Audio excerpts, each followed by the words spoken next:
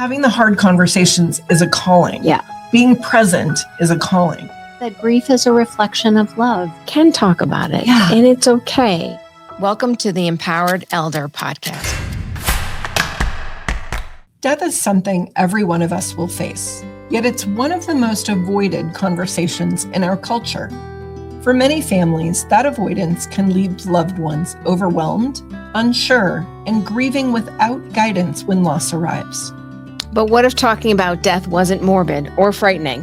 What if planning ahead was actually an act of love? One that brings peace of mind, clarity, and even healing. Today's guest is someone who helps families do exactly that. We're joined by Jamie Sarche, Director of Pre-Planning at Feldman Mortuary in Denver. Jamie is a compassionate educator and advocate who helps individuals and families plan funeral and memorial arrangements before they're needed. And this is easing emotional and logistical burdens during some of life's hardest moments. Through honest conversation, warmth, and candor, Jamie reframes pre-planning not as something morbid, but as a meaningful gift to the people we love. And in this episode, we'll explore how planning and ritual support the grieving process, why funerals are truly for the living, and how normalizing conversations about death can help us live more intentionally. Jamie, we are so glad you're here. Welcome to the show.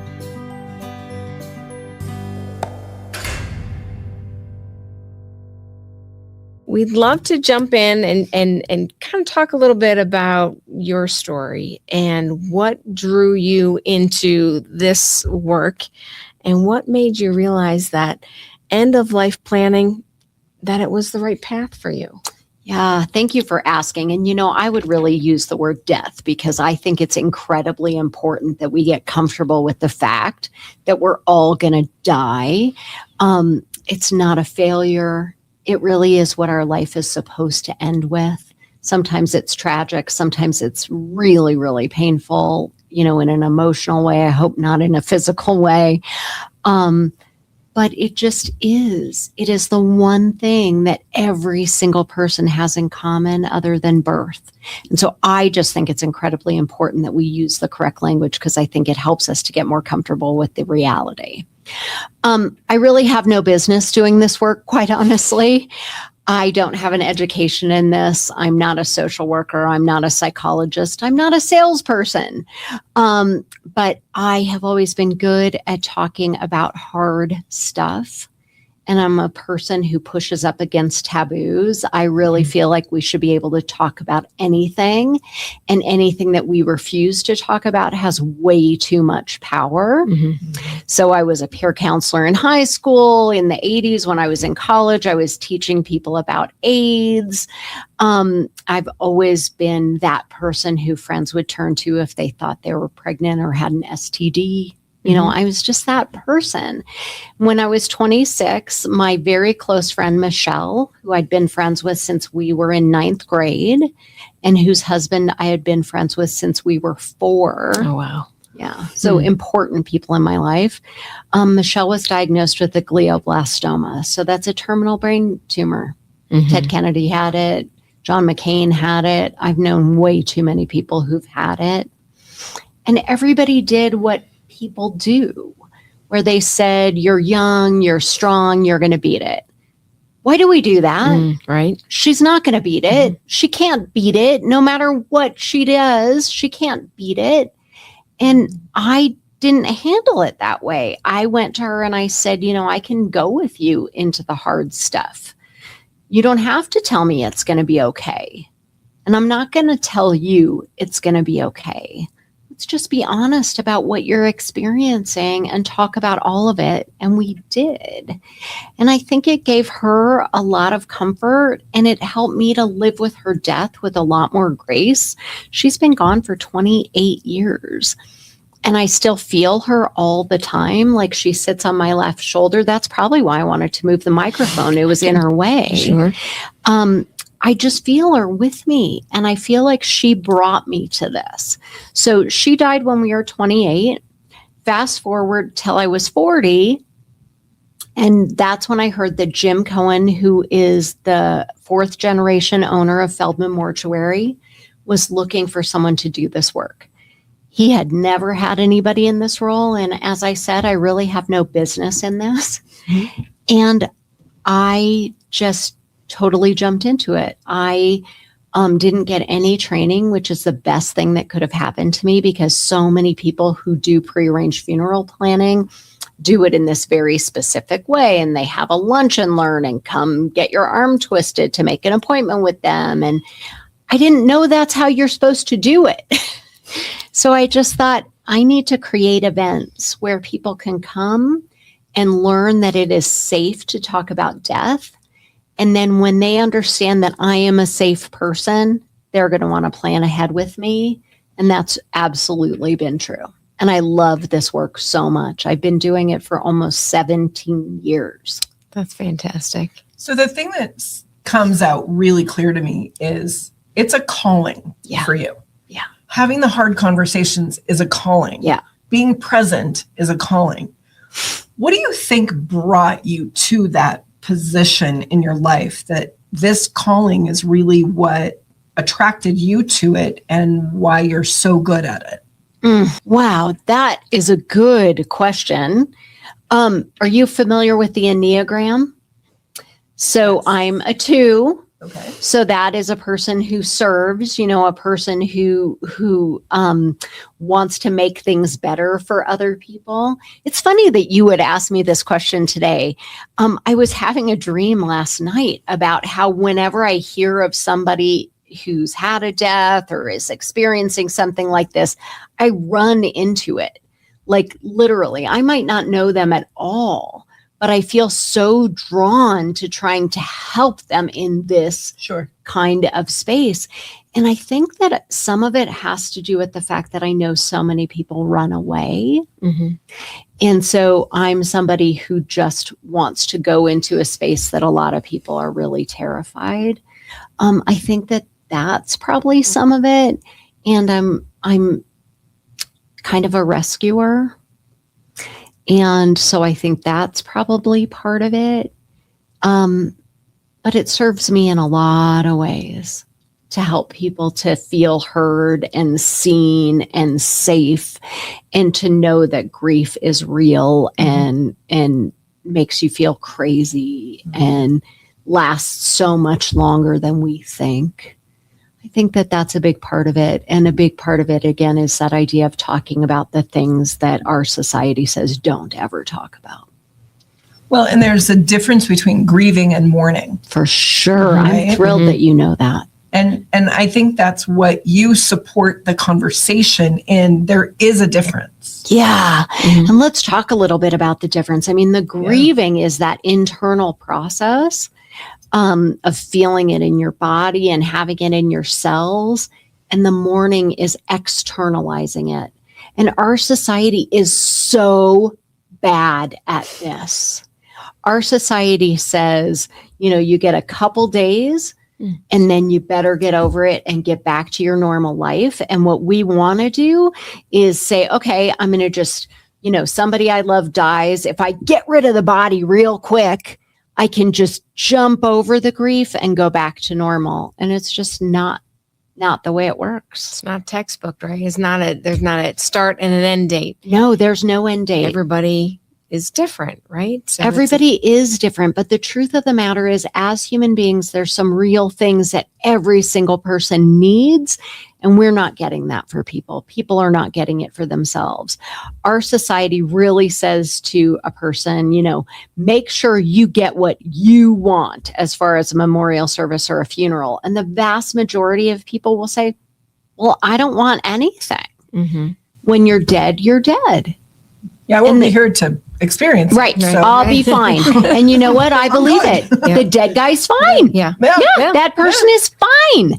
But the people who love that person are not fine. Right. And they need ritual, because death is very hard to conceptualize. I mean, we might know somebody died, but it takes years and a lot of work to know deep in our soul that they died. And I'll tell you, I said, Michelle's been gone for 28 years. Her dad died a few weeks ago. I was at his funeral. I wasn't super close to him. And I wept through the whole thing loud, like Michelle died yesterday, because that's how I feel about it. It's with me all the time. And I've lifted I've grown the muscles to carry it with me a lot better, but it's not smaller. I've just learned how to carry it. And that's true for most people. Sure. And then some days you can't carry it that well. And there's something that could trigger, right? So No it's question. not, you could be all of a sudden, whoa, like a song or something that just happens, or somebody says something. And you're like, I didn't think I was thinking about that, Yes. that I was still grieving, but something happened. And now I'm like, okay, it's time to react to it. And it could have been, like you said, 28 years Yes. prior, right? And the truth of the matter is that grief is a reflection of love. The reason that we grieve is because we love. It's just like they say the opposite of the opposite of love isn't hate. It's indifference. That's true about grief too. If you don't love somebody, you're not going to grieve them. You'll be fine. That is so true. That's so true. Because it doesn't impact you, Yeah, it's okay. right? It's okay. I mean, you can feel sorry for the loss of, for the friends and the family, but it doesn't. It's not directly yours. impact- Yeah. You don't carry that weight. Yeah. Yeah. Yeah.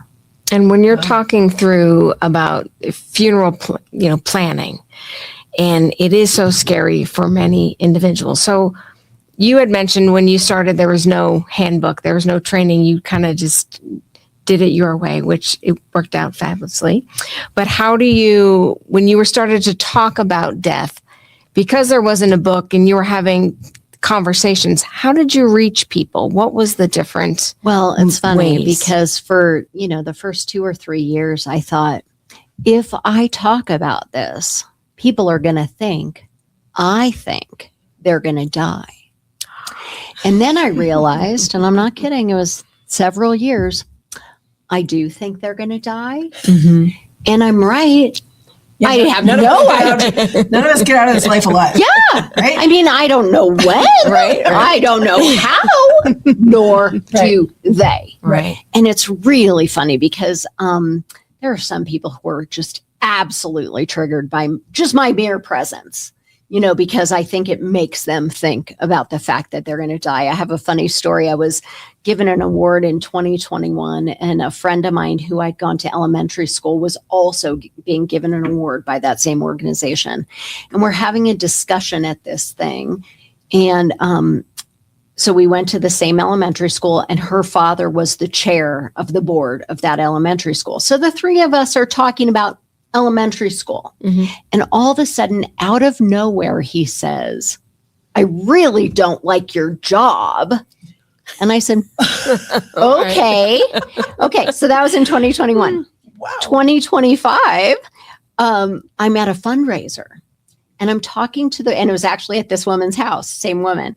I'm talking to the person who the fundraiser's for. Her dad comes up and he says, don't tell Phil what I said to you. And I said, I can tell Phil anything I want. I was kind of proud of myself for saying that. I'm 56 now. I don't, you can't tell me what to do. And he turns to Phil and he says, do you know she sells caskets? And Phil's like, yeah, I know what she does. But it was just crazy. Like, I don't bring it up to him. I know he's never going to do a funeral plan. So to get back to your question, there are some people, doesn't matter what I say or do. But what I've really learned is this idea of just talking about the fact that death is not a failure. We can all get a lot of peace of mind by putting our own plans in place. But what we're really doing is giving a gift to the people who we love so they have a path to walk on when they need it most. And that resonates with a lot of people. And a lot of people will come in to visit with me. They know they need to do it, but they're really scared. And then at the end, they'll go, oh, that was so much easier than I thought. That was kind of fun. It's crazy because I'm very comfortable with it. So the fact that I'm very comfortable with it makes them be a lot more comfortable with it. And then they can stop thinking about it, because most of us, it's sort of sitting right here at the back of our heads. Well, and pre-planning and all of that is really truly a display of love, right? Is it ever? But what is the practical piece of that? What does that look like? So it can look like a lot of things. Foundationally, it's what is the method of disposition? That means how is the body going to be cared for? And in Colorado, we have a lot of choices. There's fire cremation, cremation by water, natural reduction, which is essentially body composting, green burial, which is essentially body composting in a cemetery, traditional burial, which is embalming and burial typically in a metal casket. I mean, there's a lot of choices, and people need to understand all those choices. So I'm going to talk to them about what are their values, what are the things they're trying to meet. So many people think that fire cremation is an environmentally sound decision. They think if I'm not going to use up space, that's a good choice. They are wrong. Mm-hmm. Fire cremation is terrible environmentally. And so I want to talk through it all with them. I want them to understand what all these decisions actually mean. What are their values? So they have to understand what it means so they can know what matches their values. So we're going to talk about that. Then we're going to talk about where's the memorial service, who's going to officiate, how many death certificates, should people have a limousine, should there be something in the newspaper, a video, what kind of urn if you're going to be cremated, what kind of casket if you're going to be buried, just a lot of things, flowers, all of that. Some people will go even further and they'll say, okay, here's all the pictures that I want in a slideshow. Mm-hmm. Here is the script for people. Here's the obituary. But most people don't go that far. I do have one client who every year gives me a new thumb drive of pictures. Updated, sure. Yeah, wow. But he's a real, his life is really set out. I think that he is a surgeon who needs to really plan. So that gives him a lot of peace of mind. Mm-hmm. He also sounds very pragmatic. Very pragmatic and wants to make it as easy for his loved ones as possible. Yeah. So then what I do is put together a contract based on today's prices. These things double in cost every 7 to 10 years. So when you do it now, you lock in today's prices. People who are our age, I suggest to pay it over time because it's just a better use of their money. And if, God forbid, they get hit by a bus during the time frame that they are paying, there's a life insurance component. People who are older, it might be a better idea to pay in a single payment or over a year. But we just talk through what are the financial realities of this, what's best for you. And because it gets held by a third party with the insurance, if you move away, it goes with you. If anything happens to Feldman Mortuary, your money is safe.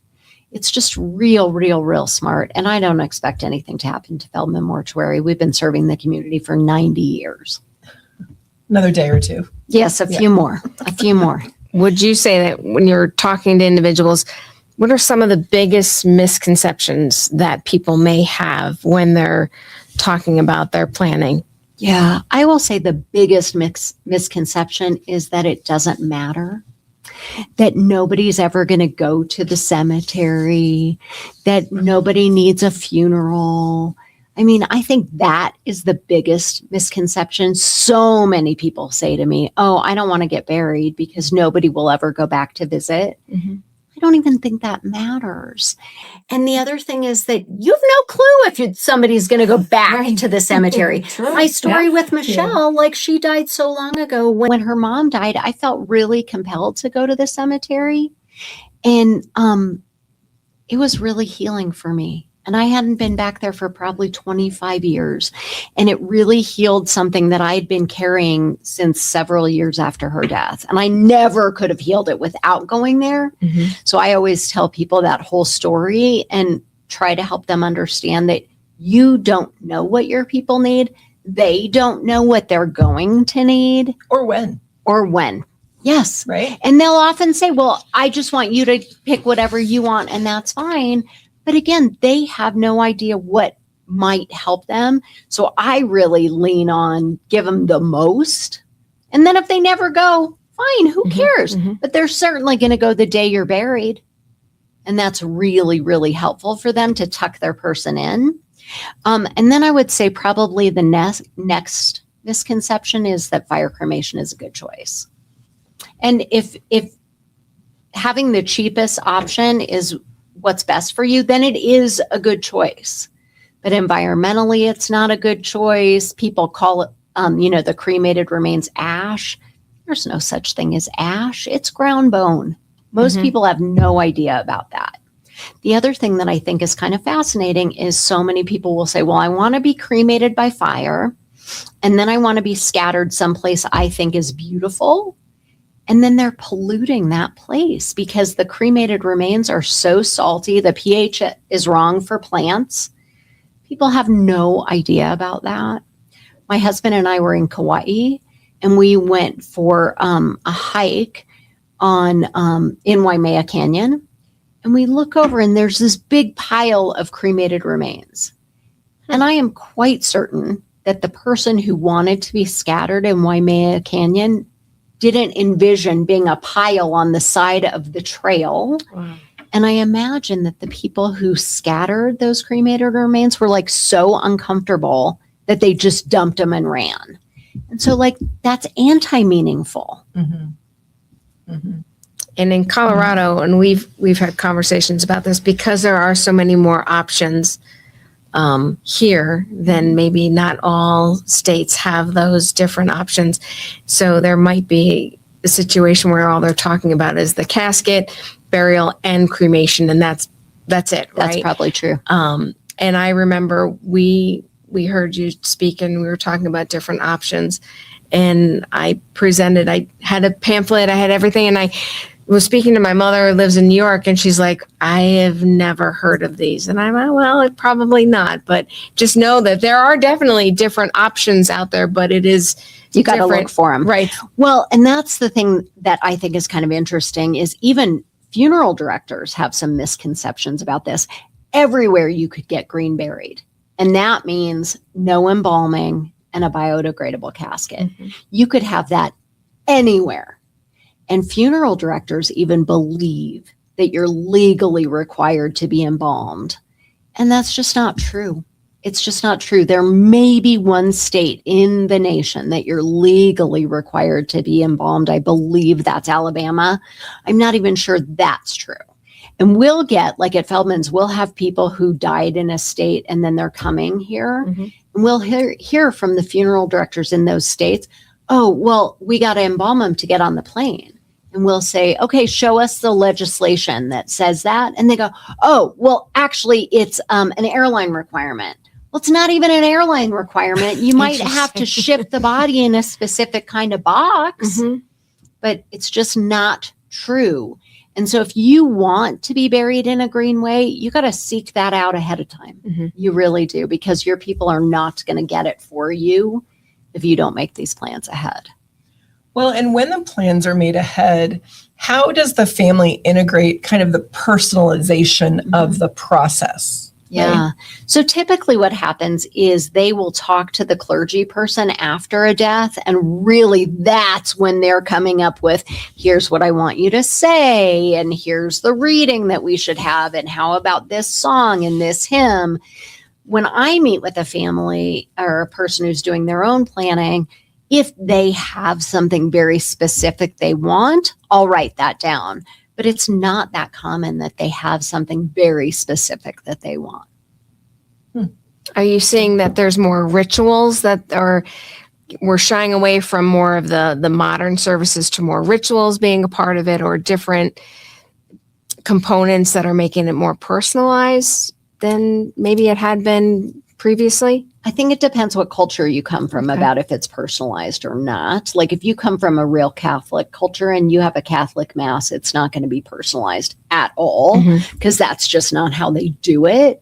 But if you come from a lot of other cultures, there could be a lot of personalization. I would say we're doing exactly the opposite, though, is that we're coming away from ritual, because so many people don't have religious tradition.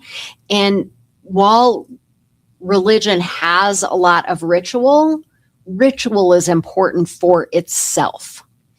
I don't know if you've ever gone to a birthday party and they don't have cake. It's very upsetting. Right.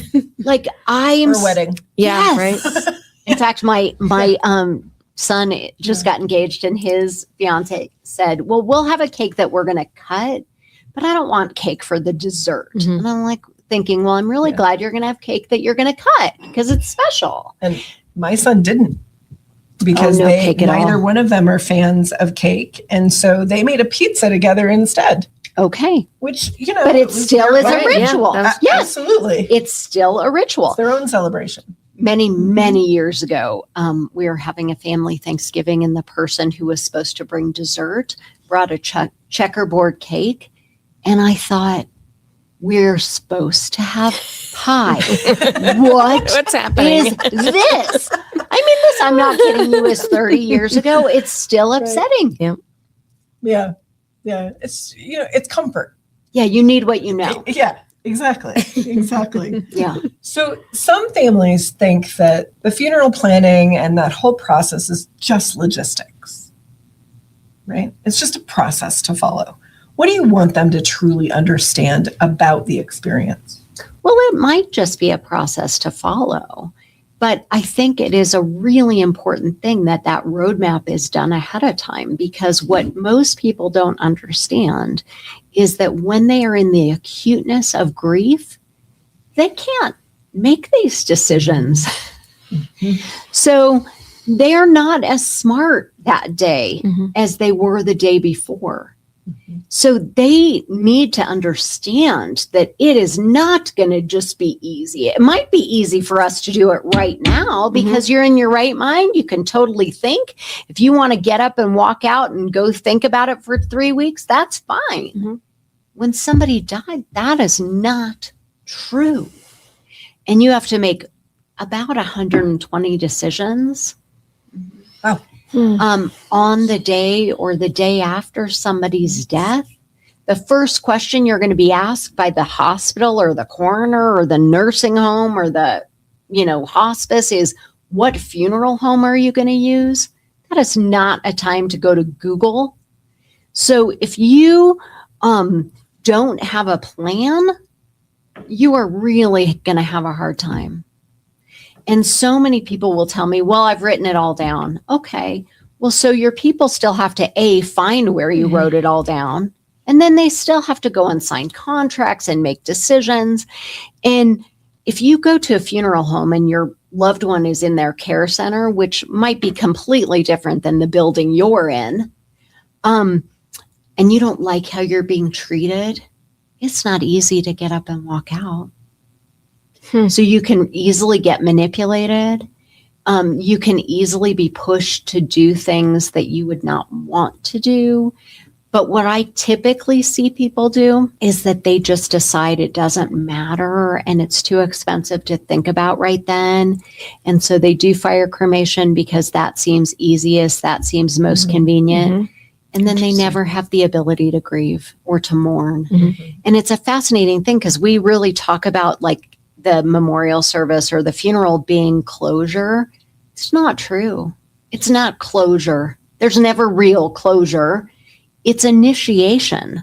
If you don't open the door with this kind of ritual, you may never really process that grief at all. And then it gets stuck in your body and causes physical or mental illness. I think that actually happened a lot during COVID. Oh, no question. I'm sure it's still true. Yeah. Not even from the deaths of COVID, but just from COVID. Yeah. Yeah, just that 2-year experience. Yeah. I think you're absolutely right. I think Or you're lack of experience. That's what I mean. That Yeah. we are just, nobody is grieved that situation. Right.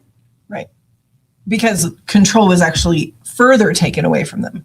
Yeah. Right. And it was so scary. Can't necessarily control when we pass, but further control was taken away. Well, and Right. just that idea of like everything shut down, like it was just terrifying. Right. Just terrifying. And nobody understood what was happening. Even people who were super knowledgeable didn't understand what was happening. Right. It's hard. Right. Yeah. And when we don't talk about it, we're just like, okay, we're done with that. Let's move on. Right. Yeah. That's a great, Yeah. that's really how we do grief. And why do you think that society is just doesn't want to talk about death and doesn't want to talk about grief. Why is that? Is there any? I think that we live in a toxically positive society. I think that we only want the things that we perceive as positive, and we think that grief is negative, and grief isn't negative. It might be painful, but it's not negative. And if we don't experience hard emotion, we actually cut ourselves off from joy as well. How do you think the impact to families and our elder aging population are affected by avoiding the conversation? I think that we don't know each other as well. I think that we create a big mess for the people that we love. It's interesting. Just today, I was with a lady who is 97. And she had made a plan with me in 2023, and it was a plan for a memorial service. She's going to have water cremation and have a memorial service. And she planned to have a rabbi and a van to drive, like a limo kind of van to drive her family and flowers and all this stuff. Her husband died during COVID. He died from a fall. She had COVID while he was in the hospital, so she couldn't go visit him. They had to take him off of life support. They had to make all these decisions because of the COVID situation. He didn't get the memorial service that he deserved. So she came in today to revisit this with me. And she wanted to take away the memorial service from herself. She just thought, I don't need that. My friends are all dead.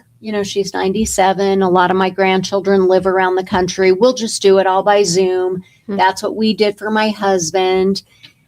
And we talked for a very long time. Her daughter did not want her to take away this memorial service piece. So we talked through all of it. And finally I said, do you feel like it's not fair for you to get this kind of thing when your husband couldn't get this kind of thing? And she said, yeah, I really still feel incredibly guilty that he didn't get it. And I thought, oh, I'm so grateful that this is coming up because we can't understand what it is unless we can look at it. How do you navigate that unless you can look at it? And she really was saying to herself, it's not a big deal. Nobody needs this. But then in the conversation, we were able to really unpack what's the truth. So she decided, okay, I am going to let Lynn, who really wants to have this, have it. And I'm going to let go of the guilt because I didn't do that. It wasn't my fault that my husband couldn't have this. It hurts my heart that she would have thought that. I'm not sure that she thought it, but she thought it. Right. Yeah. It was in her soul. And thank God we could turn on the lights to look at it. Yeah. So now because we could look at it, she can go, oh, I don't have to do that to myself. Right. One doesn't equal the other. Right. No. Yeah. Right. Yeah. Exactly. And we're certainly seeing as individuals are living longer, right? So there's seems to be more of an opportunity to not only when you plan, but to have those conversations with loved ones.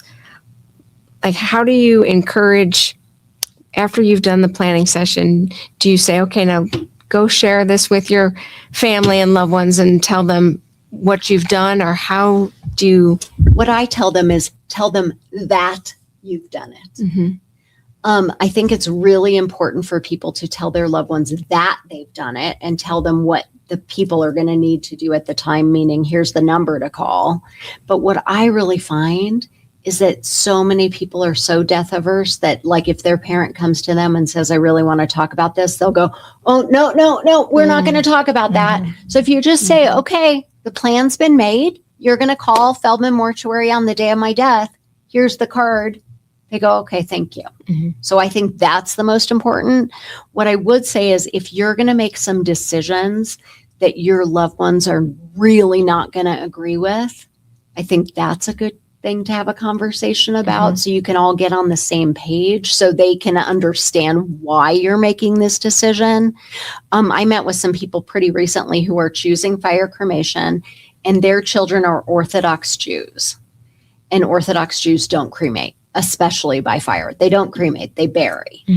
And I'm very worried about what that's going to look like for the people left behind. But I talk to them and talk to them and talk to them and talk to them and talk to them. And they're like, nope, this is what we're doing. So it's their decision.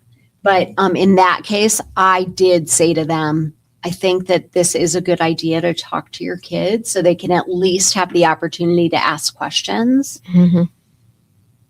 Interesting. It's a hard conversation to start, though, right? Mm-hmm. So in your family, with your friend set, whoever's around you, initiating the conversation can be daunting. Yeah. How do they start that conversation? I think it would be a great idea to say, wow, I was listening to this podcast. Perfect. Truly, I was listening to this podcast. Let's start talking about this. Why are we so afraid to talk about this?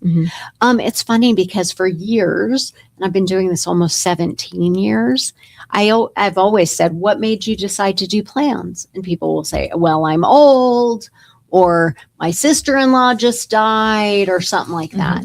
And now they'll say, well, we were talking about it at book club, or my poker guys were talking about it. And I feel so thrilled about that. So what I'm hoping is that we can all be ambassadors to say, this is safe. 2 generations ago, probably, maybe 3, we didn't talk about sex at all. True. And now we do. True. Now we do. And so this could be that, that's why I say we need to use the word death. It's really very similar to how we used to talk about body parts, where we would talk about your wee-wee and your pee-pee and your hoo-ha. And now we would never do that. Right. And when we did that, that told children that their body parts were shameful and weird and they shouldn't talk about it. And, if God forbid somebody was touching them inappropriately, they couldn't ask for help because they were told, don't talk about this. I think that that's where we are with death. Like, people cannot get their needs met because we're saying, don't talk about this. And we need to change that. That seems to be the takeaway that I'm having, the lesson that you hope that every family will walk away with, is that we can talk about it. Yeah. And it's okay. Yeah. And it doesn't make anything happen. Right. Things are going to happen. My own father is an estate planning attorney, and he'll be 86 in February.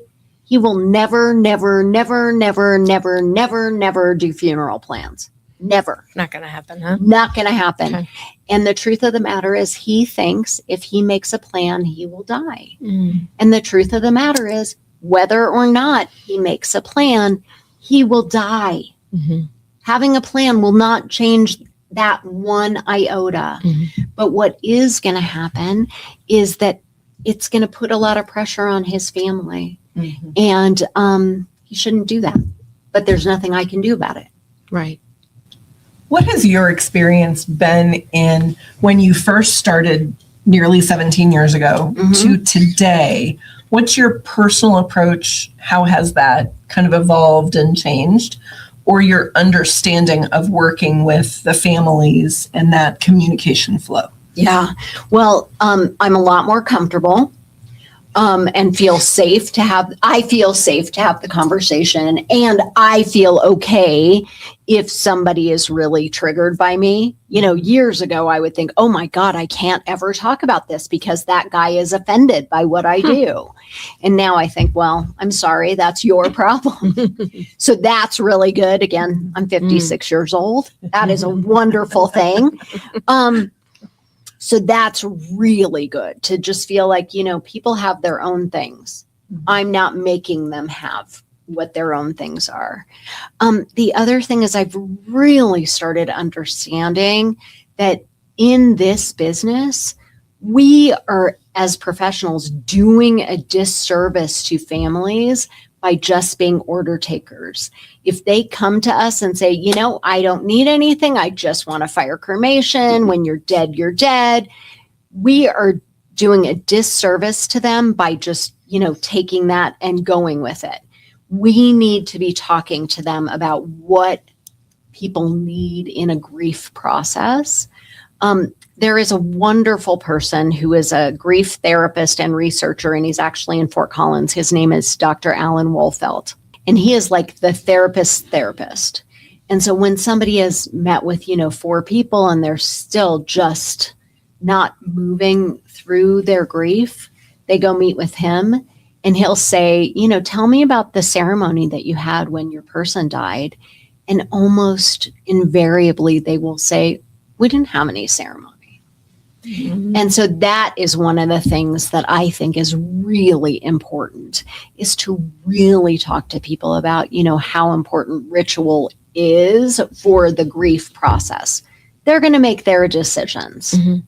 But it's just, I need to at least present that to them and ask them to think about it. And so many people in my role don't want to give their potential clients anything to think about, because then they're going to go away for a while. And I just don't worry about that. I don't need them to sign a contract that day. I need them to make the best decision for their loved ones. Mm-hmm. And that what you leads that to a question I was going to ask, is how it sounds like it's like a consultation. So you're going through and you're not doing the checklist, right? How many visits or how many times do you typically meet with a family or an individual before they make the decision? Because if it's not just they come in and they meet with you, it's like, okay, this is what I want to do. But do you find it may take a couple of times? Sometimes it takes a couple of times, and that's fine. Sometimes it takes a long time. Like I have some people I can think of right on hand that it took 11 years. Mm. There's one person who I can think of who's talked to me on and off for 15 years. Oh, wow. So that proves that when you do planning, it doesn't happen right away. That's right. That's right. You should use You got it. Exactly. But she hasn't really done planning. Oh. So she thinks that every time she's talking to me she's that planning she's about planning. Yes. But she's not Getting planning. ready It's to a get way. Right? Yeah, Yeah. she's getting ready to get ready. That's right. She's getting ready to get Sure. ready. Yeah. So the vast majority of people it'll be a one-time meeting, and it really can be an hour, but sometimes it's going to be a few, and that's fine.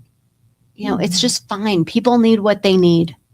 Mm-hmm. If they're a processor, like some people have to sleep on it. Yeah. Mm-hmm. I never have to sleep on it. Like I probably make decisions too fast. For Right. are you like that? Yeah, She's let's do it. Yes. The other thing I want people to understand is until you're dead, we can make changes. right. Yeah. It's not irrevocable. No.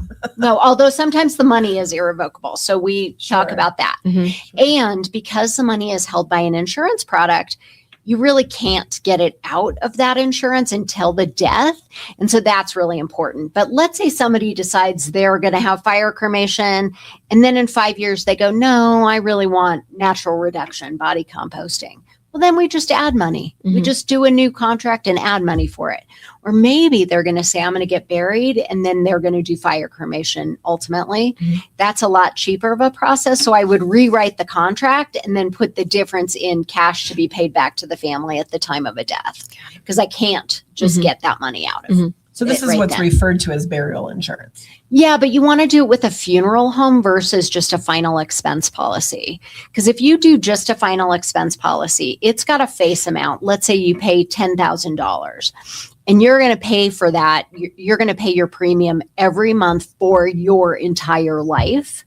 And because it's not attached to a funeral home, it doesn't stop the inflation on the services that you want. Mm-hmm. So what I see a lot of times in that situation is somebody pays their entire life. They've paid more than the $10,000 value of that insurance, and then their funeral is $15,000. And so I really hate that. Mm-hmm. So that is not a good choice unless you just need the cheapest monthly premium that you could have. And then maybe it is a good choice. But I can do things for you to meet your financial goals. Like if you come to me soon enough, I can break it into chunks. So you could do this one for 3 years, and then we'll come back and do a second one, and then we'll come back and do a third one, whatever, if you need to hit a certain monthly. Yeah. So that I just really work with people from where they need to be. Mm-hmm. Sure. And when we make it irrevocable, if you spend all your, outlive your money and need Medicaid for your long-term care, that insurance policy is not considered your money anymore. So it's not one of your assets when they're counting assets for Medicaid qualification. So it's financial protection. Right. It absolutely is. It absolutely is. It's such a gift to yourself and to your people. So when we started this conversation, you said Feldman as an organization never had your position filled. Mm-hmm. What conversations have you had internally about the impact that your role has had both at Feldman and in the community? Yeah, that's such a nice question. Thank you. I've never had that question before. I'm very, very lucky. I'm very, very lucky. Jim Cohen, who again is the 4th generation owner of this organization, treats me like I'm his business partner. And he really understands that I am also a face of Feldman Mortuary. So he's a face and I am a face. And often people will call in an at-need situation. So they've had a death and they ask for me because I'm the name they know. I'm not a funeral director. I'm not the person for them to talk to at that time, but I'm the one they know. Mm-hmm. And I really am making a huge impact in our community. When I started, and this is a long time ago, there were about 22 prearranged funerals done a year. Jim would do them, and people would really have to kind of nag him to get it done because he's working on emergencies. Mm-hmm. And now this year, I think I did maybe 270 plans. Wow. Yeah. Wow. That's a big difference. Yeah. It's a big difference. It's a big impact. It's a big impact. So I'm helping a lot of people to get these plans done. And I just feel really proud of the work that I'm doing. I work with a couple of different insurance companies, and last year I was the number 1 producer with one of them. And this year I think I'm probably 1 or 2. So I'm really doing good work. I feel really, I feel like really an expert in this. And I feel just really proud of what I'm doing to change our culture. Well, we would also refer to you as an expert, absolutely. Which is why we invited you to come on the podcast. Thank you.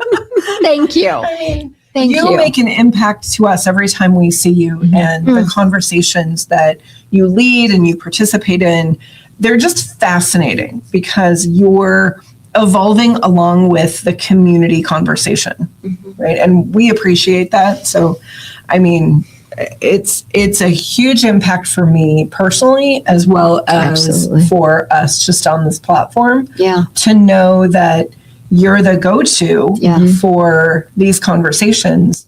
And, I think a lot of people think that because of the name of the mortuary, you are restricted to the beliefs of your clientele. And that is not the case. No, it's absolutely not the case. So Feldman's has been serving the Jewish community for a long, long time. Yep. And in doing that, the values that we take from that are treating the body with dignity and respect, getting things done very quickly, doing things in an environmentally sustainable way. That's really how we approach things. And so that really leads to us doing cremation by water. That leads to us doing natural organic reduction, that body composting. And of course, we are the specialists in green burial and have been for these 90 years. So yeah, we are honored to care for anybody as long as we know we can serve them well. If somebody comes from a culture and we don't have any connections in that culture and we know, oh, this other funeral home is better at that, we're going to say that. Like if you come from a Greek Orthodox community and you want something that is traditionally Greek Orthodox, we're probably not your best choice. Fairmont is your best choice. That's who specializes in that culture. But if you come from a secular background, if you come from non-denominational Christian, we are good at Catholic stuff. We know those things. We've also done a lot of Hindu services because we do it real fast. Buddhists really feel comfortable with us because that idea of having the body watched for a couple days fits into that culture, and we're really comfortable with that. So we're really so open to anything that somebody wants. If it's legal and it's dignified, we're going to do it. We just want to make sure that the body is treated with, really compassion and care. And the other thing that we do that's so different than most funeral homes, Our care center is in our building. And so the bodies are kept with us and they're treated like the people that they are. So most funeral homes have a central care center. Bodies are going to be stacked on shelves in a refrigerator. We just don't do that. We have refrigeration packs that we put on people's bodies. And if they're going to be with us longer, they go in a room that is refrigerated, but they're still on a cot. And they're always covered because that's about dignity. And we don't know if there's a soul. I personally believe there is. And so we light candles on each end of the body. And so we just want, that soul to feel comforted. When we're in the care center, we're going to be talking quietly because, again, we don't know what's happening for this person. And we just want to make sure it's as comforting as possible. And that gives the living people a lot of comfort, too, to know that their loved ones are being treated that way.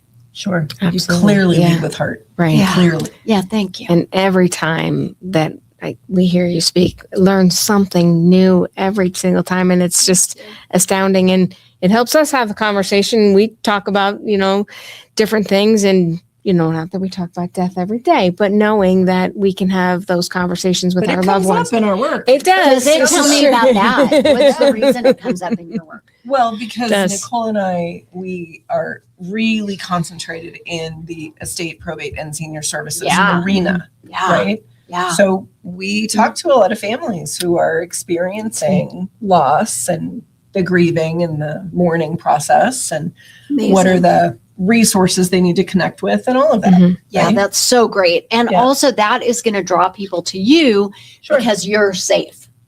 You can do this in a comfortable way and they know we don't you can get wigged handle out it. by it. No, Right. no, we don't. Yeah. They It's know a you can conversation, handle- right? And Yeah. having that, that's Yeah. why it's, Yeah. we Yeah. love listening to you because that does help us. And, Yeah. 100%. Yeah, we thank you for that. My pleasure. Have the two of you ever considered doing your own plans? No. No, not yet. Isn't it funny? Yeah, Yeah. right. Yeah. And so many Yeah. people think of it as like, okay, my parents need this. Right. And they do. Well, and I mean, my dad passed last year. Mm, And then one of the things after we did the planning at the funeral home, mhm. my mom Mhm. chose to go into the casket room and Get her own. talk about what her preferences were and all of that. And Good. it was a really great conversation to have Yeah. that we just hadn't had the opportunity to even explore that before. Yeah. Right? We Yeah. get so busy with everything else. Yeah. And it For does sure. feel like, well, this isn't going to happen for a Mhm. long time, Yeah. but we don't know that. Right. No. Right. We don't know that. We took care of a guy last week, who was 59. We got somebody who was 64 who died on the tennis court. Yeah. I mean, we You just don't don't know. Yep. We just don't know. I think we've all attended funerals for people that, you're not supposed to bury your children, Oh, No. but Right. it I happens. know. I know. And I know. we're all about empowering the community to know what their options are. Mhm. And so, I mean, from my heart to yours, I'm so appreciative of Yes. you coming in Oh, such a and pleasure. having the conversation. Is there anything you wanted to touch on that we didn't ask you, or that you want to make sure that our audience hears? I think you guys have really come in here incredibly prepared and comfortable about this. So I think you did a great job. Thank you. But I do want people to understand this is really for everybody. And to me, the time to really start doing these plans is about 50. I'm late. I need to. Yeah. Are you? I need to- Okay. yeah, we better. Yeah. I really think that. I think that often we're getting through most of our expenses at that time. If we've gotten through our kids through college or whatever. They're off the payroll. Yeah, they're off the payroll. And it's an easy time for us to go, oh, okay, I can easily do a 5-year payment plan with this. And then if God forbid you get hit by a bus, it's taken care of, and recognize you're going to miss 40 or 50 years of inflation. Mhm. So I think that's something to really think about. And I also think it's so much easier when it really feels theoretical. I met with a guy and his wife a couple weeks ago, and he has pancreatic cancer, and he's like 59. And it's not easy then. Right. It's not easy then. It's very real.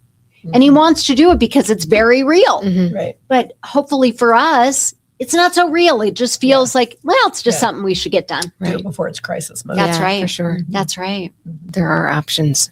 Definitely. Yeah, so I think that's Thank it. you. Thank Such you a so pleasure. much. Jamie, thank you for reminding us that funerals aren't about endings. They're about honoring life, love, and connection.